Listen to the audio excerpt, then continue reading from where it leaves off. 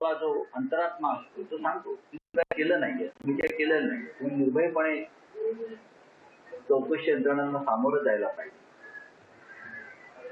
आणि त्याच आत्मविश्वासाने मी गेलो आणि 10-15 तासानंतर बाहेर आलो.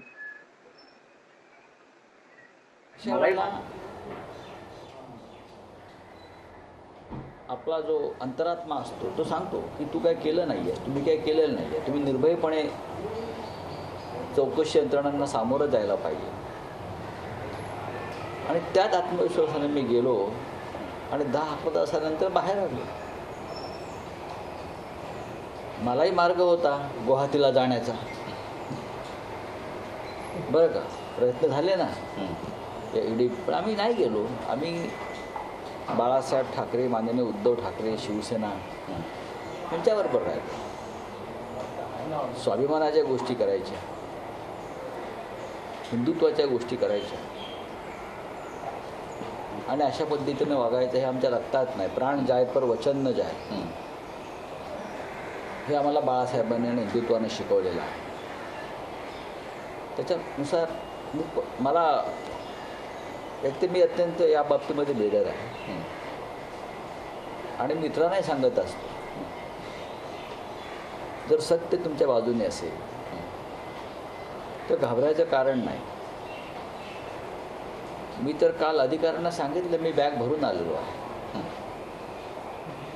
आणि मी घाबरणार नाही, पण तुम्हाला जे हवायचे प्रश्न तुम्ही मला विचारू शकता, अडचण नाही. काय, तुम्ही तुमची ड्युटी करा, तुमचं कर्तव्य करा, मी माझं कर्तव्य करा. अशा तऱ्हेने कालचा दिवस गेला. ठीक आहे सर. ज्या पद्धतीनं एकनाथ शिंदे मुख्यमंत्री झालेले आहेत, कुठे ना कुठेतरी आता सगळीकडे बॅनर्स लागले, ठाण्यात जे बॅनर्स लागले त्यात उद्धव ठाकरे यांचा देखील फोटो त्या ठिकाणी लावण्यात नाही, गुमराह करण्याचा प्रयत्न आहे. काल माननीय शिवसेना पक्षप्रमुख उद्धव ठाकरे यांनी अत्यंत स्पष्ट शब्दात सांगितलं, हा शिवसेनेचा मुख्यमंत्री नाही. हे एकदा स्पष्ट झाल्यावर असं जर कोणी करत असेल, हे त्यांच्या मनात त्याने जो गुन्हा केलेला आहे त्याची खतखत आहे की आपण चुकलोय, आपण गुन्हा केला, आपण आपल्या नेत्याला फसवलं आहे, आपण आपल्या शिवसैनिकांना फसवलं आहे.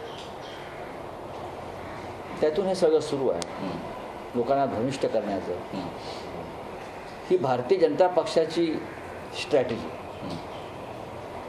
आणि त्याच पद्धतीनं शिवसेनेतून बाहेर पडलेले जे लोक आहेत ते तसं वागण्याचा प्रयत्न करत आहेत. पण शेवटी या राज्याची जनता, हजारो लाखो शिवसैनिक, कडवड शिवसैनिक हे दूधखोळे नाही आहेत. पण त्याच्यावर ते आता चर्चा न करता नवीन राज्य जे आलेलं आहे, नवीन विटी नवीन दांडू, त्यांनी त्यांचं काम करावं. महाराष्ट्राच्या संदर्भात, मुंबईच्या संदर्भात, भारतीय जनता पक्षाला जे हवं आहे की मुंबई त्यांना महाराष्ट्रापासून तोडायची आहे. मुंबईवरून शिवसेनेची जी ताकद आहे मुंबईवरची ती नष्ट करायची आहे आणि त्यासाठी तुम्ही तुमच्या खांद्यावर बंदूक ठेवू दिलेली आहे. तुम्ही स्पष्टपणे महाराष्ट्र जनतेला सांगायला हवं की मुंबईवर शिवसेनेचा झेंडा राहील बाळासाहेब ठाकरेंचा. पण नाही, त्यांना मुंबईत शिवसेनेचा पराभव घडवून आणण्यासाठी मुख्यमंत्री केले आणि मंत्रिमंडळात त्यांना स्थान दिलेलं आहे. हे आता हळूहळू स्पष्ट दिसते. सर, 14 खासदार जे आहेत शिवसेनेचे ते देखील फुटण्याच्या मार्गावरती आहेत आणि त्यांचं म्हणणं असं आहे की बंडखोर शिंदे गट हा शब्द चुकीचा आहे. फुटण्याच्या मार्गावर आहे तो शब्द चुकीचा आहे. काल खासदारांची बैठक झाली, मी त्या बैठकीला उपस्थित राहू शकलो नाही कारण त्याच वेळेला मला भारतीय जनता पक्षाच्या एका शाखेने बोलवलं होतं. तर मी नव्हतो, पण माझ्याकडे माहिती आली. काल माझं पक्षप्रमुखांशी चर्चा झाली आणि त्यांनी काही खासदारांच्या भावना काय आहेत त्याच्यावर त्यांनी चर्चा केली व त्याच्यावर पक्षात चर्चा होऊ शकते. लक्षात घ्या, ती चर्चा आधी झाली असते. याचा अर्थ खासदार गेले, खासदार जाते असं होत नाही. शिवसेनेमध्ये आमदार आणि खासदार निवडून आणण्याची ताकद आहे नव्याने.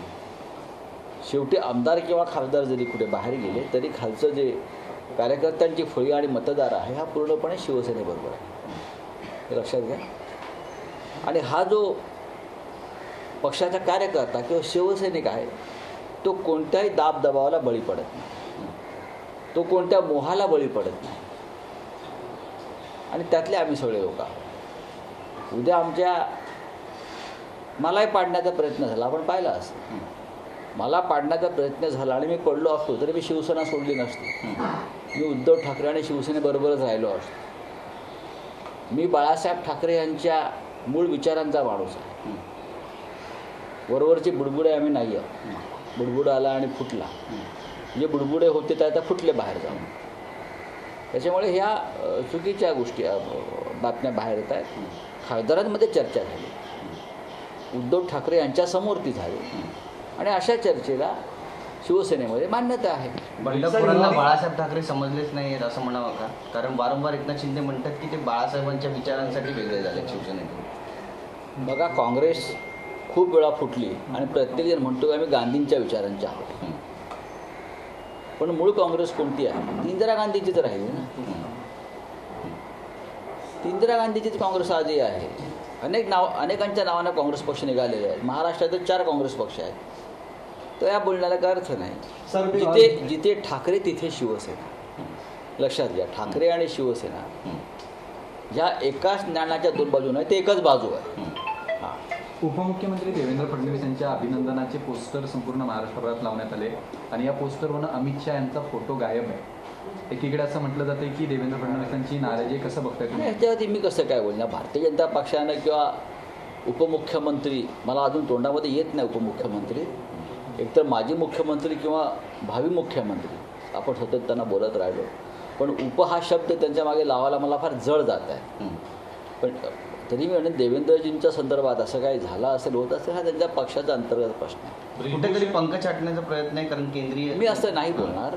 शेवटी कोणाला आनंद वाटेल का? जे मुख्यमंत्री पदाच्या तयारीत बसले आहेत, नवीन सरकार स्थापन होतं आहे, विधिमंडळ पक्षाची बैठक होते आहे आणि त्यांना 2ऱ्या क्रमांकाचं पद स्वीकारा असा आदेश दिला जातो आणि तेही जे मुख्यमंत्री आता झाले आहेत ते त्यांच्या मंत्रिमंडळामध्ये ज्युनियर मंत्री होते. पण भारतीय जनता पक्षामध्ये शिस्त आणि आदेश याचं पालन केलं जातं, त्यानुसार ते वागले. त्यांचं कौतुक केलं पाहिजे. त्यासाठी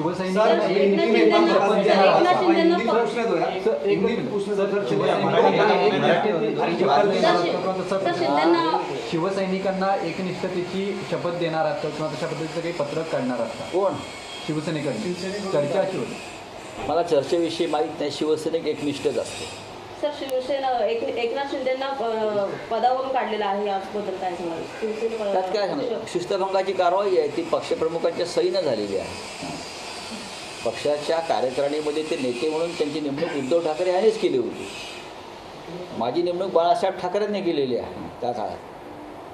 पण नंतरच्या कार्यकारिणीमध्ये काही नेत्यांच्या नेमणुका उद्धव ठाकरे आणि पक्षप्रमुखांच्या अधिकार कक्षेत ज्या गोष्टी आहेत ते त्यानुसार केल्या आणि त्याच अधिकारात त्यांनी काही नेत्यांना दूर केला असेल.